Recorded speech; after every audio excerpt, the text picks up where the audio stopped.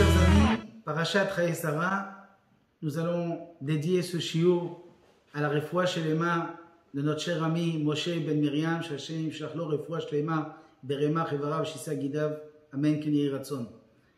Parashat de la semaine, Chayei Sarah, nous avons un pasuk intéressant, Ve'Avraham zaken ba bayamim, que Avraham est âgé et il est avancé dans les jours. C'est intéressant de constater qu'il y a ici un pléonasme. Avraham zaken ba bayamim, ça voudrait dire qu'Avraham, il est âgé et il est avancé dans les jours. S'il est âgé, ça veut dire qu'il est avancé dans les jours. Ensuite, dans la suite de la paracha, il est écrit aussi Ve'ele yeme shene chaye Avraham asher chay. Voici les jours des années, les jours d'Avraham qu'il a vécu. Bien entendu qu'il a vécu. Pourquoi répéter encore une fois qu'il a vécu? Pour répondre à cette question, je vais vous raconter une petite histoire que Rav Ovadia Yosef avait l'habitude de raconter. Il y avait une fois un homme qui a voyagé et qui a voulu visiter une certaine ville. Et quand il est arrivé là-bas, il a visité les synagogues, il a visité les ruelles, et ensuite il voulait aussi aller voir le cimetière où étaient enterrés les justes de cette ville et tous les juifs de cette ville. Et quand il est rentré dans le cimetière, il a été stupéfait. Il commence à regarder, voilà, ici est enterré Shimon, fils d'Yitzhak. Il a vécu 10 ans. Tiens, bon, il n'a pas vécu longtemps. Il voit la pierre tombale d'à côté. Ici est enterré Yehuda ben Avraham. Il a vécu 14 ans. Tiens, encore un. Et après, ainsi de suite, il voit 15 ans, 17 ans, 9 ans, 25 ans. Là, il a commencé à avoir un petit peu la rasra, comme on dit en anglais, ou la trouille. Il est sorti tout de suite du cimetière, il s'est sauvé.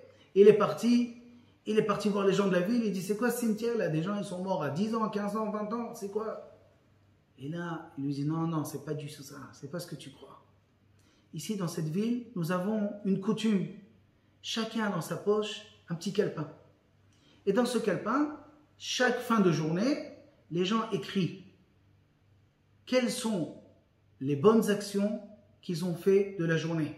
Quels sont les moments où ils ont étudié la Torah. Quels sont les moments qu'ils ont sacrifié de leur temps et de leur vie pour faire du bien, entre guillemets, à Dieu. C'est-à-dire combien ils ont pris de leur temps pour Dieu.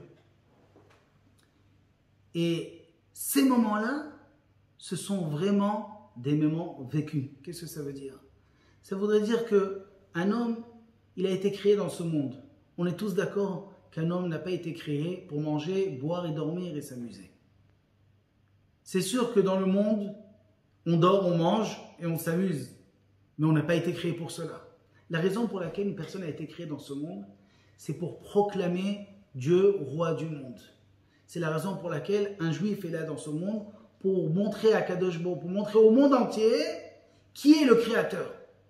Plus un homme s'investit dans les lois, dans les mitzvot que Dieu nous a donnés, plus il est dans le chemin que chaque homme doit être dans ce monde.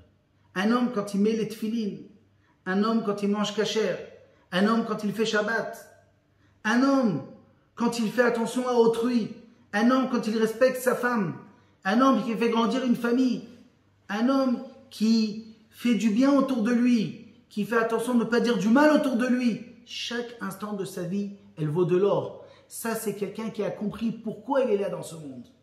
Et c'est ça, la vraie vie d'une personne. Un homme, il est là pour cela. Un homme, il est ici dans ce monde pour faire toutes les mitzvot que Dieu lui a ordonnées. Et donc, dans ce cimetière, ce que tu as vu, ce sont les comptes qu'on a fait des calepins de chacun. Combien d'heures et de minutes ont été consacrées pour Dieu? Car c'est ça la vie. Le reste, c'est pas la vie.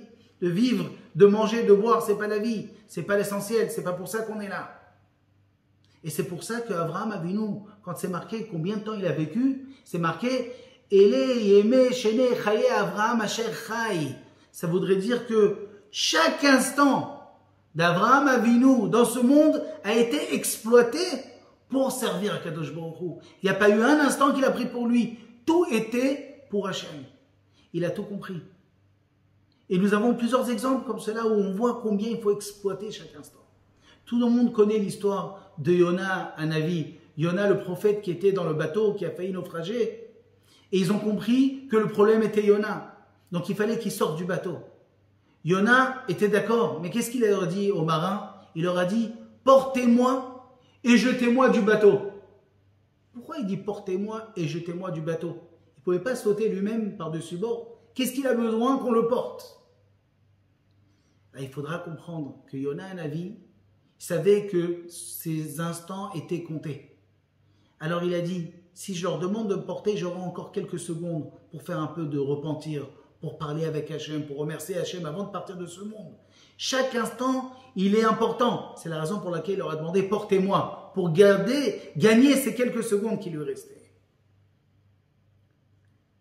À Radin, en Europe, il y avait là-bas la yeshiva du Chafetz Chaim. Le Chafetz Chaim, Rabbi Meir HaKohen, un des rabbanim les plus importants et reconnus du siècle précédent. Il a écrit des livres sur le fait de faire attention de parler du mal sur son prochain, sur le Lashon Hara.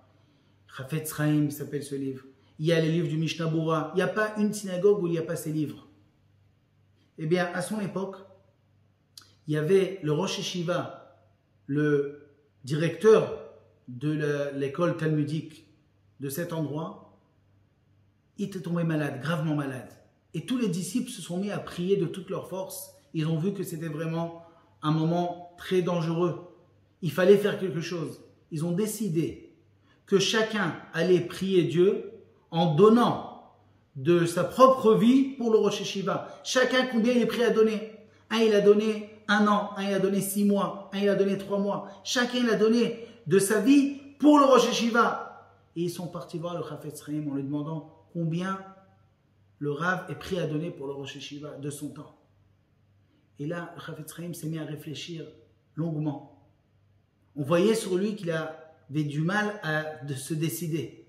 Et à la fin, il leur a dit, je suis prêt à donner 1 seconde. Les disciples étaient stupéfaits. Qu'est-ce que c'est cette réponse? 1 seconde? Que 1 seconde tu es prêt à donner? Mais à la fin, ils ont compris. Le Chafetz Chaim, il exploitait chaque fraction de seconde de sa vie pour le service divin. Toute sa vie, il était pour Dieu. Chaque instant de sa vie valait de l'or. On n'était même pas capable d'évaluer chaque seconde de ce Rav. C'est la raison pour laquelle, quand il a donné 1 seconde à lui, elle valait bien plus que quelques années d'autres personnes. Alors, je vous souhaite de réfléchir à ce que nous avons dit, d'essayer de commencer chacun d'entre nous, exploiter chaque instant. Combien de bien je peux faire chaque moment de ma vie? Combien je peux aider l'autre? Combien je peux faire quelque chose pour faire du Kiddush Hashem? Kiddush Hashem, c'est-à-dire sanctifier le nom du vin. Chaque mitzvah que je vais faire, chaque bonne action que je vais faire, chaque fois que je vais parler gentiment avec ma femme, gentiment avec mes enfants, gentiment avec les autres, pas parler du mal, faire toutes ces bonnes choses. Pour Akadosh Baruch Hu, on aura exploité chaque instant de notre vie. Shabbat Shalom.